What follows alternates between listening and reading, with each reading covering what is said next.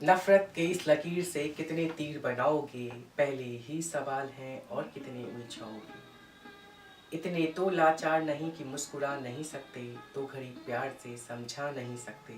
माना कि बहुत लोग मिल जाएंगे तुम्हें, माना कि बहुत लोग मिल जाएंगे तुम्हें, पर जो छोड़ गए क्या वापस ला पाओगे तुम? जो इज्जत उसकी नज़रों में गवा दी, क्या फिर से कमा पाओगे तुम? नमस्कार, मैं आयुष केसरी मौजूद हूँ जज्बात के 16वें एपिसोड में। हर एपिसोड में हम एक नई सेलिब्रिटी के साथ मौजूद होते हैं, उनकी नई जीवन को लेकर के, उनकी जीवन, ताकि हम उनसे कुछ सीख सकें, उनसे कुछ प्रेरणा ले सकें। आज हमारे साथ रामानंद तिवारी सर मौजूद हैं। रामानंद तिवारी सर का जीवन बहुत ही विरल रहा है, बहुत ही अविरल रहा है। हम धीरे धीरे बताएंगे आपको कैसे और कैसे रहा है। सर पब्लिशर भी हैं, सर ने बहुत सारी बुक खुद लिखी भी हैं, और अभी अभी सर से मेरी बात हो रही थी, वो स्वच्छ भारत पे भी काम कर रहे हैं। स्वच्छ भारत नरेंद्र मोदी का विषय है क्या? क्या भारत केवल नरेंद्र मोदी जी का ही है या रामानंद तिवारी सर का ही है? ये हमारा भी है। और स्वच्छ ही क्यों जरूरी है, और क्या ये असंभव है?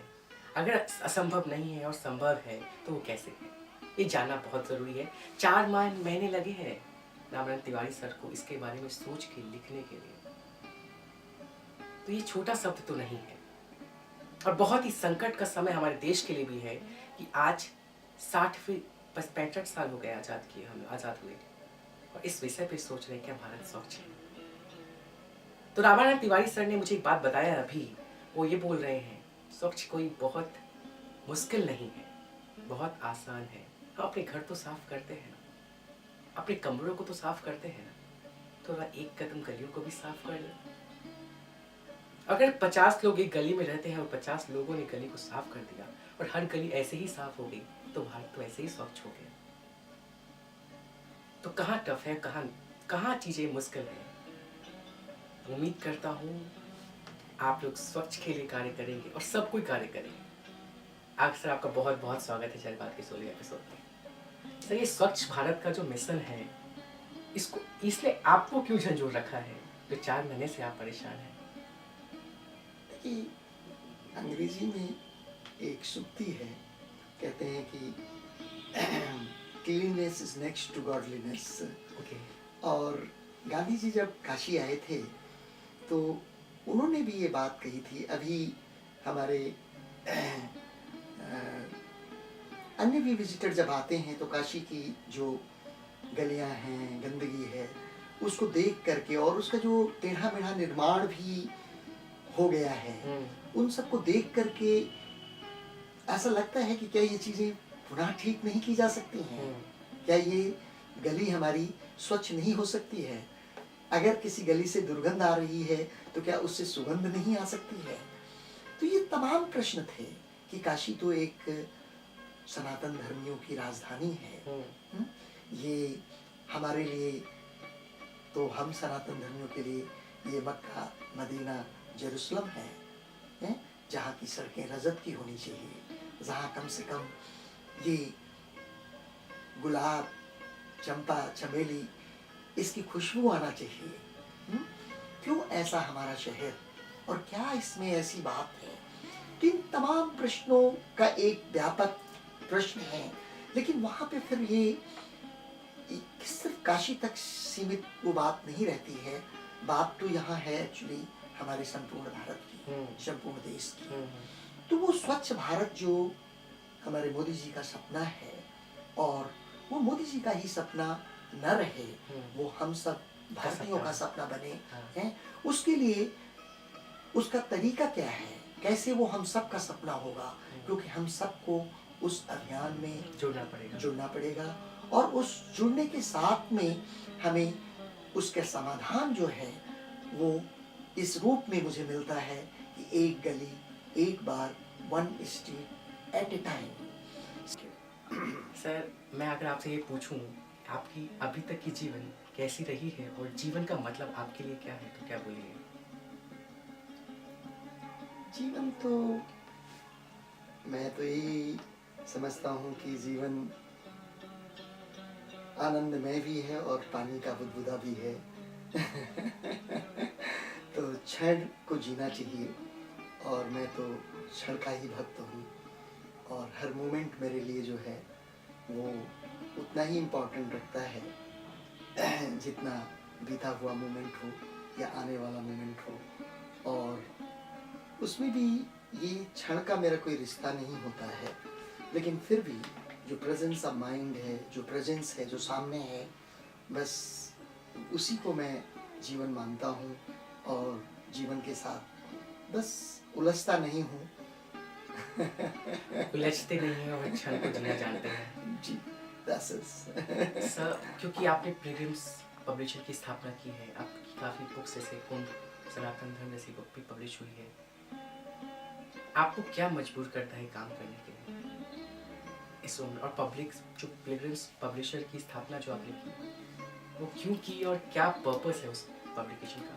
देखिए, हम सब के लिए एक प्रश्न होता है कि जीवन है, मिला है, तो जीवन में एक प्रश्न होता है कि मैं कौन हूँ, कहाँ से आया हूँ, कहाँ जाना है, क्या इस जगत में उद्देश्य क्या है इस जीवन का। तो इन तमाम प्रश्नों से हम सब घिरे होते हैं। तो मेरे भी वही प्रश्न थे, और उन प्रश्नों के उत्तर में एक बात ये आती है कि जो पिलग्रिम्स की बात जहाँ तक है, तो पिलग्रिम्स क्यों नाम, क्यों पिलग्रिम्स है और क्यों प्लूरल है। तो उसके साथ में यही था कि बे हम कौन हैं, क्या रिश्ता है। तो ये हुआ कि I'm basically a pilgrim, and my relationship in this world is actually as a pilgrim's. And then I mean basically जो जिंदगी है उसमें हमारा पर्पस क्या है, we are all actually basically in the pilgrimage. You know, we cannot have any other relation with this world other than to being in the pilgrimage. So we are all in pilgrimage. तो वही actually pilgrims नाम देता है कि pilgrims क्यों? pilgrims इसलिए कि हम भी pilgrims हैं, आप भी pilgrims हैं, और हम सब pilgrimage में हैं। तो आपके लिए धर्म का मतलब क्या है? धर्म का मतलब वो वही है जो हम क्षण में प्रतिपल जो हम धारण करते हैं, जो हम दर्शन करते हैं, जो घटित होता है जीवन में, वही धर्म है। धर्म कोई ऐसी चीज नहीं होती है कि वो तो शाश्वत है ना, हमेशा रहता है। तो शाश्वत क्या रहता है? शाश्वत तो हम कैसे शाश्वत का आभास कर सकते हैं? हर सांस का आना जाना, और उस सांस को सेलिब्रेट करना as a moment. So the moment by moment actually when we live, that's actually is the dharma. मतलब सांस का आना जाना, उस हर मोमेंट को जीना, वो धर्म है जी। इसका मतलब छोटी से छोटी जो काम भी करते हैं वो सब धर्म है। हाँ, बिल्कुल बिल्कुल। सर, क्योंकि आपकी जीवनी जब मैं जान रहा था, तो आपने शुरुआत एक बुक पब्लिशिंग हाउस यूनिवर्सल से की थी जो बनारस में ही है। आप वहाँ पे पब्लिशिंग हाउस नहीं, वो बुक शॉप है। बुक शॉप है। हाँ, आपने किताबें बेचते हैं। आपने एज अ प्यून शुरुआत किया वहाँ पे, फिर सेल्समैन बने, फिर स्टोर मैनेजर बने, उसके बाद आपने स्ट्रीट पे खुद ही बुक बेचना शुरू कर दिया। इतनी बेसिक से शुरुआत, इतनी सरलता के साथ, क्योंकि आप 12th में पढ़ भी रहे थे, उस समय स्कूल में पढ़ रहे थे, साथ में पार्ट टाइम जॉब कर रहे थे। तो जो बोलते हैं ना एजुकेशन, मुझे याद है मेरे मैम बोलती हैं, एजुकेशन एक चीज़ सिखा देता है आपको, ईगो ला देता है कि आप भीख नहीं मांग सकते कभी। तो एज ए 12th में पढ़ने के बाद आप प्यून की नौकरी कर रहे थे, और उसके बाद तो आगे बढ़े वो तो अलग बात है, लेकिन वो प्यून की नौकरी कैसे संभव हो पाई आपसे? एक्चुअली प्रथम तो जो हमारे मालिक थे यूनिवर्सल बुक कंपनी के, उनका बेटा बेटी था, तो उनके हम पहले ट्यूटर थे, और मेरा वो पहला ट्यूशन था। और उन्होंने मुझे इस शर्त कह करके रखा था कि अगर हमारे दोनों बच्चों का एडमिशन सेंट जॉन्स में हो जाएगा तो मास्टर साहब हम आपको कंटिन्यू रखेंगे, अदरवाइज डिसकंटिन्यू कर देंगे। लेकिन वो जो ट्यूशन था वो मात्र 15 रुपए पर बच्चे, तो 30 रुपए ही मिलते थे। तो उससे मेरी शिक्षा का और काशी में रहन सहन का निर्वाह नहीं होता था। तो मैंने उनसे कहा कि मुझे नौकरी दे दीजिएगा। तो उन्होंने मुझे, वो कामरेड थे, कम्युनिस्ट थे, टी एन सिंह जी, तो उन्होंने कहा कि देखिए रामानंद, मैं आज आप हमारे घर आते हैं, हम आपको मास्टर साहब कहते हैं, हमारी पत्नी आपको नाश्ता चाय देती हैं, सम्मान करती हैं, और जब आप हमारे यहाँ चपरासी होंगे तो वो सम्मान तो आपको नहीं मिलेगा। तो हमने कहा नहीं, वो सम्मान की ज़रूरत भी नहीं है, और मैं उस सम्मान के लिए, मुझे तो नौकरी चाहिए, मुझे सम्मान नहीं चाहिए। अगर मैं अच्छा नौकर हूँ तो मुझे सम्मान एक अच्छे नौकर का मिलेगा। आप मुझे नौकरी दीजिए। खैर, वो शायद मुझे नौकरी नहीं देना चाहते थे, इसीलिए पियोन का जॉब मैंने स्वीकार भी कर लिया। फिर मैं पोछा फट्टा, सारा टॉयलेट्स वगैरह सफ़ा करना, ये सब करता था, और बहुत मुझे अच्छा भी लगता था। I never felt bad, you know, I felt even gracious about it कि you know something I am doing to support myself, you know. बहुत जीवन में बहुत प्रेरणा स्रोत है आपका जीवन। सर, आपने हिंद स्वराज पे एक डॉक्यूमेंट्री मूवी बनाई है जिसमें आपने 12-10 लाख रुपए खर्च भी किए खुद की सुरक्षा से, बिना कोई रिटर्न के मामले से। क्यों ये सोच आया आपके पास कि मुझे ये मूवी बनानी है और लोगों को फ्री ऑफ कॉस्ट बांटनी है?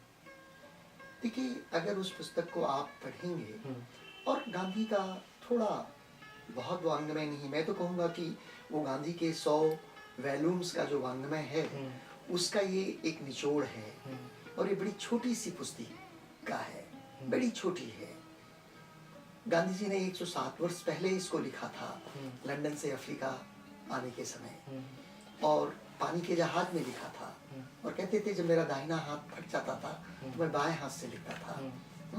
तो वो एक्चुअली एक ऐसे महात्मा का स्वप्न है, जो शायद हम सभी भारतीयों का स्वप्न है, और वो सिर्फ हम सभी भारतीयों का स्वप्न नहीं, मानव जाति का स्वप्न है। इसलिए उस पे जब पुस्तक का मैंने स्वाध्याय 1 डज़न से ज़्यादा बार किया, सामूहिक रूप से किया, मित्रों के साथ किया, विद्वानों के साथ किया, तो फिर यही बार बार आता था कि यह पुस्तक जो है ये समाधान है, और अगर ये समाधान है तो अब इस पुस्तक को कैसे, ठीक है जो पढ़ना लोग जानते हैं वो तो हिंद स्वराज पढ़ सकते हैं, तो ये हुआ कि इसको विजुअल फॉर्म में कैसे अभिव्यक्त किया जाए। तो पहले तो ये रही कि how to introduce even Hind Swaraj to our own nation, to our own people, क्योंकि हमारे ही लोग नहीं जानते हैं कि हिंद स्वराज नाम की कोई पुस्तक भी है। तो हमने सबसे पहले हिंद स्वराज के लिए एक यात्रा किया, उसमें उस यात्रा का नाम हमारे प्रोफेसर राजा वशिष्ठ त्रिपाठी, सत्यमेव जयते के श्यामधर तिवारी जी, अन्य सहयोगी भी उसमें जो थे, हमने एक गंगा जल की हिंद स्वराज यात्रा 11 दिन की। उसमें 20,000 प्रतियां हम लोगों ने हिंद स्वराज की छापी, और हिंद स्वराज पे हम लोग एक व्रत भी लिया कि हम लोग बाजार का कुछ नहीं ग्रहण करेंगे, जो हमारे किसान भाई गांव के लोग हमें देंगे, हम उस पे ही अपना 11 दिन का व्रत निभाएंगे, और हिंद स्वराज की पुस्तिका भी देंगे, और साथ में हम किसानों के साथ में बैठ करके हम उन गाँव वासियों, ग्राम वासियों से कुछ सीखेंगे। हम सिखाने नहीं आए हैं, हम कुछ सीखने आए हैं। तो इस उद्देश्य से पहला कार्यक्रम हुआ। दूसरा, जब ये हो गया तो मेरे दिल दिमाग में ये आया कि नहीं, अब मुझे इस पुस्तिका को इंट्रोड्यूस करने के लिए क्या करना चाहिए। तो उसके लिए हमने डॉक्यूमेंट्री डिज़ाइन किया, उसमें कुछ हिस्सा अपने इसी हिंद स्वराज की गंगा जल यात्रा का लिया, और फिर यात्रा किया साबरमती का, जहाँ अमरूद भाई मोदी जो गांधी जी के साथ में ही रहते थे, वो बुजुर्ग व्यक्ति हैं, उनका इंटरव्यू लिया जा करके वहीं पे आश्रम में, और उसके साथ में फिर नारायण भाई देसाई जो गांधी जी के सेक्रेटरी थे, महादेव भाई उनके वो बेटे, अब तो वो शरीर से नहीं है, लास्ट ईयर ही दिवंगत हुए हैं, उनके गांव में जाकर के उनको इंटरव्यू किया। फिर अन्ना हजारे जी के गांव गया रेलीगढ़, वहाँ पे उनके साथ रह करके उनको इंट्रोड्यूस किया, और विषय था हमारा हिंद स्वराज ही। तो सब ने हिंद स्वराज के बारे में बताया। राम धीरज भाई यहीं सर्वसेवा संघ के हैं, उनको इंटरव्यू किया।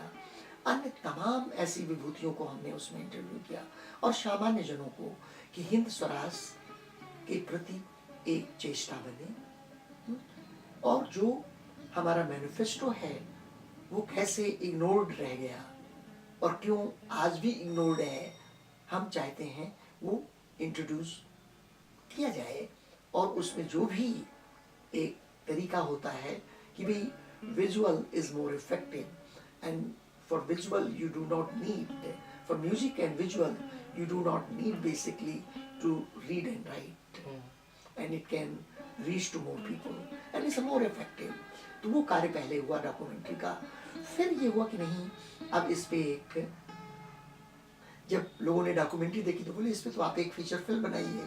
तो हमने और अजय ने ये बात तय किया कि चलो इस पे एक फीचर फिल्म बनाते हैं। अजय के साथ में रख करके कल्पना शेयर करते हुए वो भी बहुत उत्साहित होकर के मेरे साथ काम करता रहा, और तमाम कलाकार जो इसमें शामिल हुए उन्होंने कुछ मेरे से उस तरीके से अर्थ तो नहीं लिया, लेकिन छोटा मोटा वे जो था वो बियर करता था।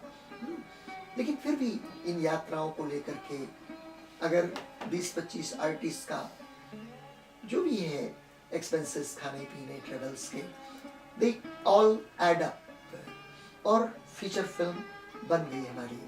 और आज हम लोग उस फीचर फिल्म को जब अब दर्शक देखते हैं तो ये कहते हैं ये हिंद स्वराज तो एक बहुत सुंदर बात है इसके अंदर में, और वो स्क्रिप्ट भी बहुत सहज है। लेकिन अभी भी मुझे ऐसा लगता है कि हिंद स्वराज जो छोटी सी पुस्तक है उसमें तो सैकड़ों फीचर फिल्म है, और हम ये भी चाहते हैं कि अब उसका सेकंड पार्ट जो है हिंद स्वराज का हम लोग बनाएं। बहुत सही बात सर बोली। और हिंद स्वराज ऐसा सत्य है, सत्य में मुझे लगता है ये गायब है।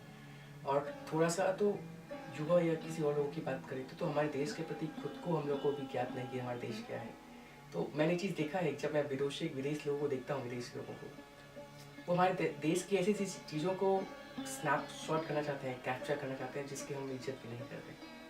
तो ये तो मानना पड़ेगा। मुझे लगता है आपकी ये जो व्यथा है और जो आपने ये शुरुआत की है वो आगे बढ़े, लोगों तक ये मैसेज पहुँचे कि हिंद स्वराज जो कॉन्सेप्ट गांधी जी का है, और जो स्वराज की वो बात करते हैं, जो गाँव की स्वराज की बात करते हैं, उस पर हम लोग काम करें। सर नालंदा का तो लाइब्रेरी चला है वो मुझे पता है। आपकी पिलग्रिम पब्लिकेशन जो वहाँ पे लाइब्रेरी नेपाल में काठमांडू में था, उसको भी चलाया गया, क्या बोल लीजिए जगह है, 18 घंटे तक चलता रहा। उसके धुएं 7 दिन तक निकलते रहे,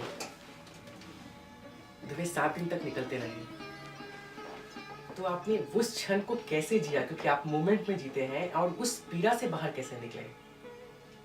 देखिए, अग्नि जो होती है ना, और जितने एलिमेंट्स होते हैं इनकी अपनी ही एक दिव्य शक्तियाँ ये हैं, उनके आगे हमारा आपका कुछ नहीं चलता है।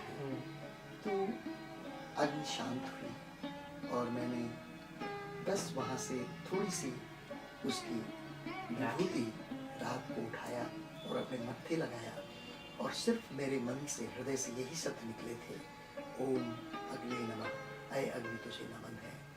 ये तो एक मेरे हृदय का विषय है।